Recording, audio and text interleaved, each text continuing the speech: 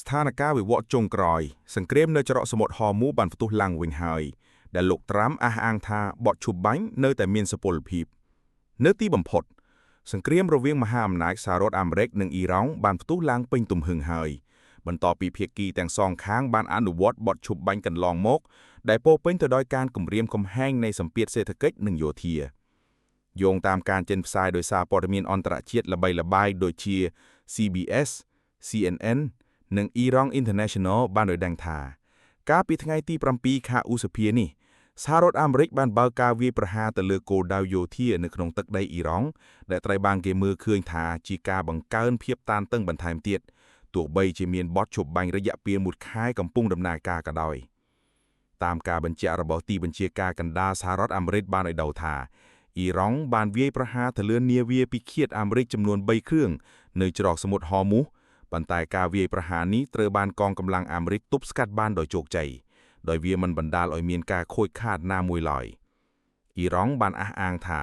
សកម្មភាពនេះជាការសងសឹកចំពោះការវាយប្រហាររបស់សហរដ្ឋអាមេរិកទៅលើនាវាដឹកប្រេងរបស់ខ្លួនដែលខ្លួនចាត់ទុកថាជាការរំលោភលើបទឈប់បាញ់ជាការឆ្លើយតបសហរដ្ឋអាមេរិកបានវាយប្រហារលើទីតាំងយោធាសំខាន់ៗរបស់អ៊ីរ៉ង់រួមមានទីតាំងបាញ់មីស៊ីលមូលដ្ឋានយន្តហោះគ្មានមនុស្សបើកនិងមជ្ឈមណ្ឌលបញ្ជានិងស៊ើបការជាដើមទោះបីជាស្ថានភាពកាន់តែតានតឹងក៏ដោយលោកដូណាល់ត្រាំបានអះអាងថាបទឈប់បាញ់នៅតែមានប្រសិទ្ធភាពហើយបានព័ត៌មានថាការប៉ះទង្គិចនេះជាការប៉ះទង្គិចស្រាវប៉ុណ្ណោះខណៈដែលលោកក៏បានអួតអាងអំពីការឆ្លងកាត់ដោយសុវត្ថិភាពរបស់នាវាពិឃាតអាមេរិកតាមច្រកសមុទ្រនេះផងដែរលោកត្រាំបានសរសេរថាមីស៊ីលដែលបាញ់ទៅលើនាវាពិឃាតអាមេរិកត្រូវបានបាញ់ទម្លាក់យ៉ាងងាយស្រួលខណៈដែលយន្តហោះគ្មានមនុស្សបករបស់អ៊ីរ៉ង់ក៏ត្រូវបានបំផ្លាញនៅពេលវាកំពុងហោះហើរហើយបានធ្លាក់ចូលមហាសមុទ្រដែលលោកប្រៀបធៀបដូចជាមេអំបៅធ្លាក់ចូលក្នុងភុកទន្ទឹមនឹងនេះទីភ្នាក់ងារសារព័ត៌មានអ៊ីរ៉ង់ IRNA បានរាយការណ៍ពីសម្លេងផ្ទុះនៅក្នុងទីក្រុងតេហឺរ៉ង់និងបានបញ្ជាក់ថាប្រព័ន្ធការពារដែនអាកាសបានដាក់ពង្រាយយ៉ាងសកម្ម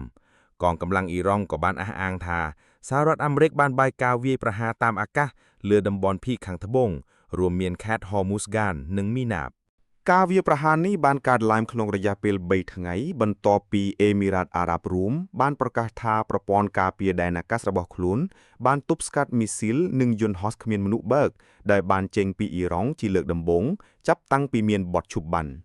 សហរដ្ឋអាមេរិកក៏បានប្រកាសថានឹងអំដំណើរដង្ហែកប៉ាល់ពាណិជ្ជកម្មដែលជាប់គាំងនៅក្នុងច្រកសមុទ្រហ័រមូសដែលជាច្រកសមុទ្រសំខាន់សម្រាប់ការដឹកជញ្ជូនប្រេងប្រហែល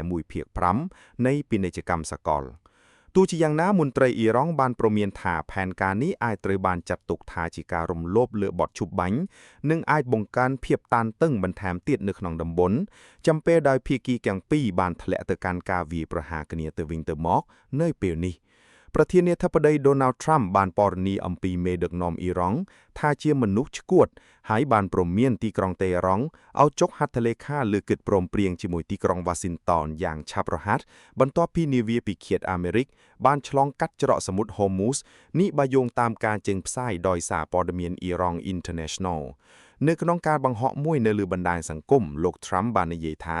នាវាពិឃាតអាមេរិកចំនួន3គ្រឿងបានឆ្លងកាត់ផ្លូវទឹកយុទ្ធសាស្ត្រនេះដោយមិនមានគ្រោះថ្នាក់អ្វីឡើយបន្ទាប់ពីអ្វីដែលលោកពណ៌នាថាជាការវាយប្រហាររបស់អ៊ីរ៉ង់ដែលពាក់ព័ន្ធនឹងទូកមីស៊ីលនិងយន្តហោះគ្មានមនុស្សបើកលោកត្រាំបានសរសេរថាប្រទេសធម្មតាមួយអាចអនុញ្ញាតឲ្យនាវាពិឃាតនេះឆ្លងកាត់បានប៉ុន្តែអ៊ីរ៉ង់មិនមែនជាប្រទេសធម្មតានោះទេប្រទេសនេះត្រូវបានដឹកនាំដោយមនុស្សឆ្កួតលោកក៏បានព្រមានផងដែរថាសហរដ្ឋអាមេរិកនឹងឆ្លើយតបកាន់តែខ្លាំងនឹងសាហាយជាមុននៅពេលអនាគតប្រសិនបើអ៊ីរ៉ង់មិនអាចឈានដល់កិច្ចព្រមព្រៀងជាមួយទីក្រុងវ៉ាស៊ីនតោនយ៉ាងឆាប់រហ័សនោះការផ្ទុះឡើងវិញនៃរលកថ្មីនៃការវាយប្រហារនេះត្រូវបានរាយការណ៍ថាកំពុងតែបង្កឲ្យមានផលប៉ះពាល់ទៅដល់អេមីរ៉ាតអារ៉ាប់រួមផងដែរក្នុងនាមជាប្រទេសមួយស្ថិតនៅក្នុងតំបន់មជ្ឈិមបូព៌េក្រសួងការពារជាតិរបស់អេមីរ៉ាតអារ៉ាប់រួមបានប្រកាសថាប្រព័ន្ធការពារដែនអាកាសរបស់ខ្លួនកំពុងចូលរួមយ៉ាងសកម្មក្នុងការទប់ស្កាត់ការវាយប្រហារដោយមីស៊ីលនិងយន្តហោះគ្មានមនុស្សបើកនៅព្រឹកថ្ងៃសុក្រនេះខណៈដែលបទឈប់បាំងដ៏រងន់រវាងអាមេរិកនិងអ៊ីរ៉ង់កំពុងត្រូវបានប្រឈមមុខនឹងការបរាជ័យម្ដងទៀត ក ក្រសួងការពារជាតិរបស់អេមីរ៉ាតអារ៉ាប់រួមក៏បានណែនាំឲ្យប្រជាពលរដ្ឋជៀសវាងការចូលទៅជិតថតរូបឬប៉ះកំទេចកំទីដែលធ្លាក់ពីការស្ទាក់ទប់ការវាយប្រហារតាមអាកាសបញ្ជាការកម្ដៅសហរដ្ឋអាមេរិកក៏បានបញ្ជាក់ផងដែរថាកងកម្លាំងអាមេរិកបានទប់ស្កាត់ការវាយប្រហារដែលមិនបានគ្រោងទុកនិងអនុវត្តការវាយប្រហារការពារដើម្បីការពារកងកម្លាំងនិងទ្រព្យសម្បត្តិរបស់ខ្លួនយោធាសហរដ្ឋអាមេរិកបានអះអាងថាមិនមាននាវាណាមួយត្រូវបានប៉ះទង្គិចឡើយហើយបានបញ្ជាក់ថាខ្លួនមិនមានបំណងបង្កើតភាពតានតឹងនោះទេប៉ុន្តែនៅតែស្ថិតនៅក្នុងស្ថានភាពត្រៀមខ្លួនពេញលេញដើម្បីការពារកងកម្លាំងរបស់ខ្លួន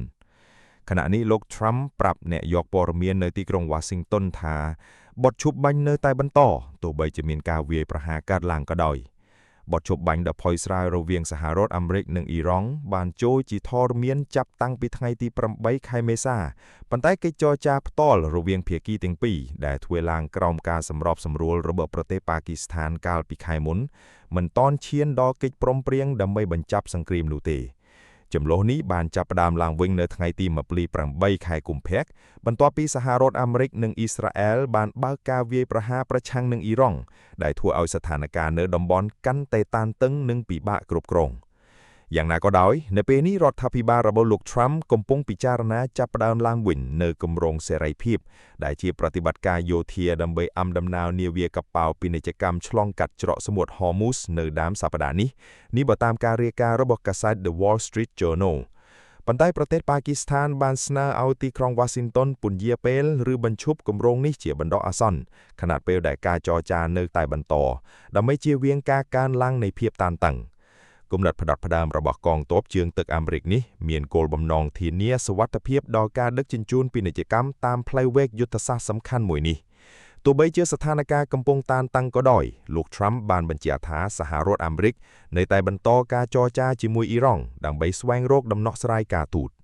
បន្ទាប់ពីការប៉ះទង្គិចឡើងវិញរវាងសហរដ្ឋអាមេរិកនិងអ៊ីរ៉ង់នៅច្រកសមុទ្រ Hormuz តម្លៃប្រេងពិភពលោកបានកើនឡើងយ៉ាងខ្លាំងកិច្ចសន្យាអនាគតសម្រាប់ប្រេងឆៅបានកើនឡើងដល់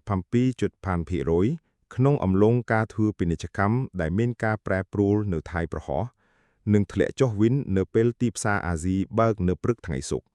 ដោយតម្លៃស្ថិតនៅប្រហែល $101.12 ក្នុង1បារ៉ែល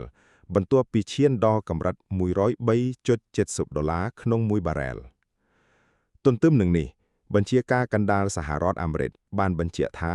ខ្លួនបានវាយប្រហារលើគោលដៅនៅអ៊ីរ៉ង់បន្ទាប់ពីនាវាពិឃាតកងទ័ពជើងទឹករបស់សហរដ្ឋអាមេរិកចំនួន3គ្រឿងបានរងការវាយប្រហារពីមីស៊ីលយន្តហោះគ្មានមនុស្សបែក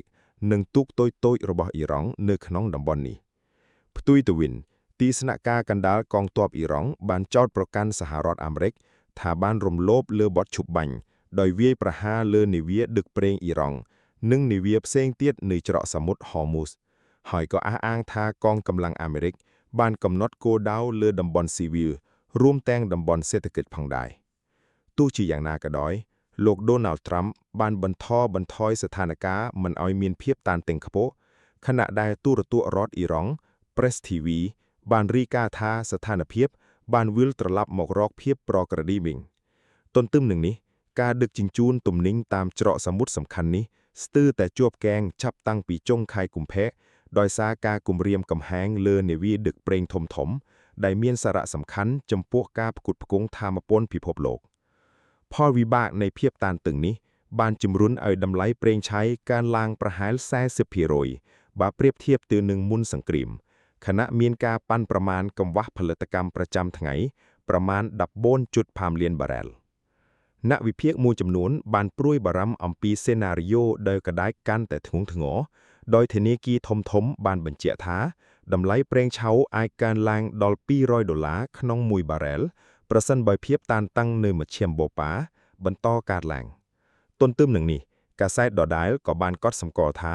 ដោយយោងទៅលើវិបត្តិថាមពលនៅក្នុងអតីតកាលការកើនឡើងតម្លៃប្រេងអាចជំរុញឲ្យតម្លៃសង់នៅសហរដ្ឋអាមេរិកកើនឡើងលើស$7ក្នុង1កាឡុងដែលអាចបង្កឲ្យមានផលប៉ះពាល់ធ្ងន់ធ្ងរដល់សេដ្ឋកិច្ចនិងអាចនាំទៅរកវិបត្តិសេដ្ឋកិច្ចពិភពលោកប្រសិនបើការផ្គត់ផ្គង់ថាមពលត្រូវបានរំខានយ៉ាងខ្លាំង។